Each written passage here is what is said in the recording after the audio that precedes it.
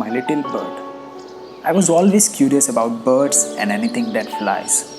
I always used to watch them thinking what it feels like in the air far above from the ground.